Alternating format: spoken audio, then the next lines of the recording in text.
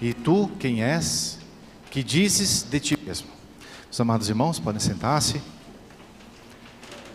Hoje estamos no terceiro domingo do Advento, já nos aproximamos do Santo Natal e por isso a liturgia se reveste de um ar de alegria, um domingo róseo, como que quase que damos uma pausa, não é, para esse tempo de ascese, de preparação mais forte para o Natal, e ali já nos agradecemos, já nos alegramos, não é, com a vinda iminente de nosso Senhor, nosso Salvador, no Natal.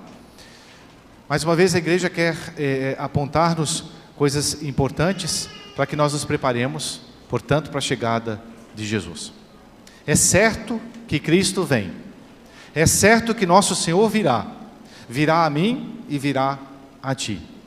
Nosso Senhor vem para nos salvar, veio em Belém há 2000 anos atrás, e aí nós lembramos o nascimento de Jesus histórico, fato histórico, não é uma narrativa, não é uma ficção, mas é algo que aconteceu. O Verbo, a segunda pessoa da Santíssima Trindade, que se encarnou, que tomou a nossa natureza, que se revestiu de nossa humanidade, em tudo semelhante a nós, até mesmo na tentação, até mesmo nos sofrimentos, na rejeição, nosso Senhor padeceu tudo, até a morte, menos o pecado. E Ele veio, a sua primeira vinda, como nós vimos, na pequenez, na humildade, para nos atrair a si pela bondade. Deus que se reveste de bondade. Depois, nosso Senhor vem, e portanto, ao lembrarmos o fato histórico do nascimento de Jesus, Ele vem espiritualmente a nós. Ele bate no coração de cada ser humano, de tal maneira que se repete aquilo que São João, no seu prólogo, o último evangelho da missa aqui, São João narrou, não é? Ele veio para os seus, Ele portanto veio para, a luz brilhou no meio das trevas, não é? E uma maneira muito triste, nós vemos isso ali já na manjedoura, nosso Senhor veio, mas foi rejeitado, não encontrou lugar na hospedaria, e isso é uma comparação, uma analogia, por assim dizer, de algo que acontece quando nós rejeitamos a Deus. Quando nós pecamos, nós fazemos isso, nós trancamos a porta do nosso coração para Deus que pulsa forte dentro de nós, e nós o rejeitamos. Mas a terceira vinda de Cristo também é um fato que ainda vai acontecer, e portanto nós nos preparamos para ela, Jesus que virá como juiz supremo. No primeiro domingo do Advento, a gente viu nosso Senhor como juiz, aquele que virá para julgar, virá com poder e majestade, uma maneira de expressar na Sagrada Escritura a glória do juiz supremo que é Deus. O domingo passado, o segundo domingo do Advento, nós vemos o juízo dos homens. Herodes, que condena a São João Batista, que era o precursor, que foi o precursor de Jesus. Herodes, que é exemplo dos juízos dos homens, como o Padre Antônio de Vieira nós vimos no domingo passado, não é? O juízo dos homens que é desta maneira mais temível e mais terrível que o próprio juízo de Deus, porque Deus julga de acordo com aquilo que nós fizemos, e os homens julgam pela aparência. Deus vê o coração e os homens veem apenas o exterior. No juízo de Deus, São João Batista é um anjo. No juízo de Deus, São João Batista é o maior dos profetas. No juízo dos homens, São João Batista foi condenado. Então nós vemos a diferença entre o juízo divino e o juízo dos homens. E como nós devemos não nos colocar nesse lugar de juiz, não é? Não condenarmos os outros, não julgarmos apenas por aquilo que nós vemos. E coisa que mais facilmente a gente faz.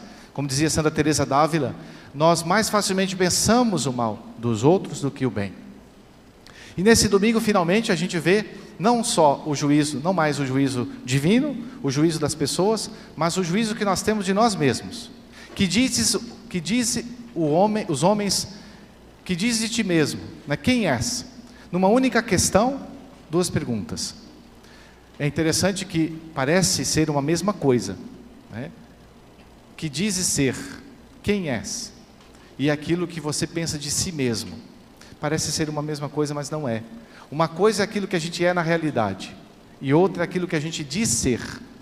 Às vezes, e muitas vezes, nós fazemos muitos juízos favoráveis a nós, implacáveis para com o próximo, quando eles erram, e misericordioso e compassivo para nós, quando erramos.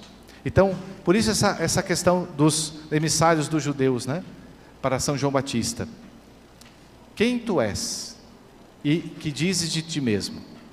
São João Batista, ele vai responder essa pergunta com uma outra questão, não é? E ele diz: eu sou uma voz que clama no deserto. Pode ser que nós podemos entender essa resposta de São João Batista como uma saída pela tangente, não é? Como algo que ele não quis responder, mas não. São João Batista, ele era profundamente humilde. E a primeira resposta que ele dá é: eu não sou o Messias. E é interessante porque as pessoas podiam pensar que ele fosse o Messias, e se ele aceitasse isso, seria uma hipocrisia dele, né? Um fake news. Ele seria considerado o Messias sem sê-lo de fato. Muitas vezes nós somos assim, né? As pessoas nos consideram mais do que nós somos e nos alegramos por isso. E na verdade nós sabemos que somos muito menos quando nós nos colocamos diante de Deus. Como diziam os santos: eu sou o que sou diante de Deus e nada mais.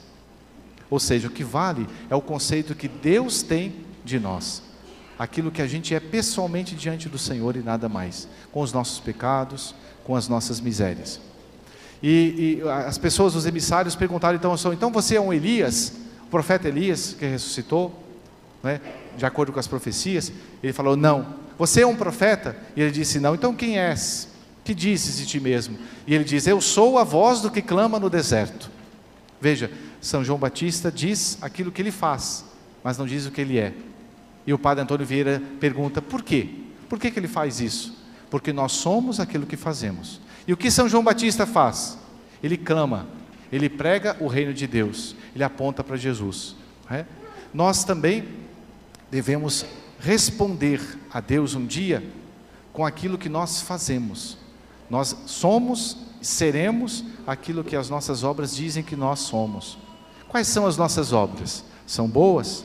Então nós seremos bons, não é? no conceito de Deus. Se as nossas obras são más, são pecados, nós também seremos reprovados por isso. Então, obras é que são amores, diz a Sagrada Escritura, não é? Então, se nós amamos a Deus, de boca para fora, todos nós dizemos: eu amo a Deus. Mas, vem cá, mostra as tuas obras, não é? Mostra as tuas obras e eu te direi quem és, como diz o provérbio. Então, nós vamos pedir nesse terceiro domingo do Advento, algumas virtudes que a liturgia nos aponta, e que quer que nós nos detenhamos nela, como preparação mais imediata para o Santo Natal. A primeira delas, a virtude da autenticidade. A gente não se achar mais do que de fato a gente é. E o ser humano não é lá muita coisa. Basta olhar, cada um olhe para si, não é? Para os seus pecados, para as suas misérias. Quantas recaídas, quantas falhas e quão graves falhas. E por outro lado, a segunda virtude que o Evangelho nos coloca também nesse domingo, além disso, a humildade. A humildade que é a gente reconhecer a verdade, aquilo que a gente é, de fato, aos olhos do Senhor. Porque aos olhos do mundo, a gente pode brilhar, não é? A gente pode ser muitas vezes mais considerado, mais estimado, mas aos olhos de Deus, como somos. E o que é a humildade? A humildade de Santa Teresa é a verdade que a gente é cristalina diante de Deus. Aquilo que Deus tem, o conceito que Deus tem de você, essa é a verdade. E é interessante porque muitas vezes as pessoas podem estimar a gente, né, de tal maneira que aprovem a gente, mas não vai ser assim diante de Deus, né? Diante de Deus não vai ter erro, não vai ter advogado, não vai ter direito à apelação, não vai ter uma segunda chamada, não é? Não vai ter uma segunda chance, porque todas as chances serão dadas para nós durante a nossa vida. A chance de reconhecer o nosso pecado, de reconhecer as nossas limitações, né? A humildade. Portanto, vamos olhar para Belém, para aquele que, de maneira mais sublime, de Belém ao Calvário, praticou essa virtude, a virtude do aniquilamento, a virtude do humilhar-se, do reconhecer a si as suas próprias faltas, o seu próprio nada, não é? Deus que fez, claro, não tinha falta nenhuma, mas fez-se pecado por nós, se colocou no nosso lugar para que nós também lutemos contra o nosso amor próprio, ou seja, o nosso orgulho, a nossa soberba, quando nós nos achamos mais do que aquilo que somos. Louvado seja nosso Senhor Jesus Cristo. Para sempre seja louvado. Fiquemos de pé e professemos a